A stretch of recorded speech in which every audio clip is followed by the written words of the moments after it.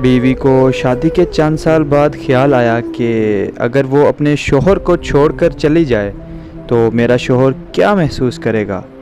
ये ख्याल उसने एक कागज़ पर लिखा। अब मैं तुम्हारे साथ नहीं रह सकती।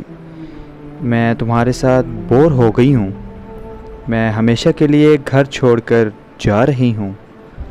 इस कागज़ को उसने मेज़ पर रखा और शोहर के आने का इंतज़ार करने लगी। जब शोहर के घर आने का वक्त हुआ तो उसका रद्द-ए-अमल देखने के लिए वो बेड के नीचे छुप गई। शोहर घर में दाखिल हुआ और मेज़ पर रखा कागज़ देखा और उसे पढ़ने लगा।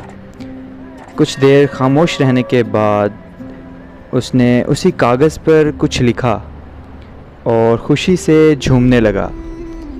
गीत गुनगुनाते हुए कपड़े बदलने लगा और फिर उसने फ़ोन निकाला और किसी को कॉल की और कहने लगा कि आज मैं आज़ाद हो गया हूँ। शायद मेरी बीवी को समझ आ गई कि वो मेरे लायक नहीं थी। आज वो हमेशा के लिए घर से चली गई, इसलिए अब मैं आज़ाद हो गया हूँ और तुमसे मिलने आ रहा हूँ। कपड़े बदलकर तुम भी मेरे घर के सामने वाले पार्क में आ जाओ। शोहर ये कहकर घर से निकल गया।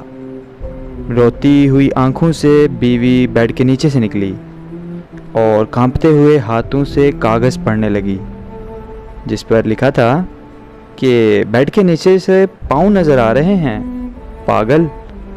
मैं पार्क के करीब वाली दुकान से ब्रेड लेकर आ रहा हूँ, तब तक चाय बना लेना।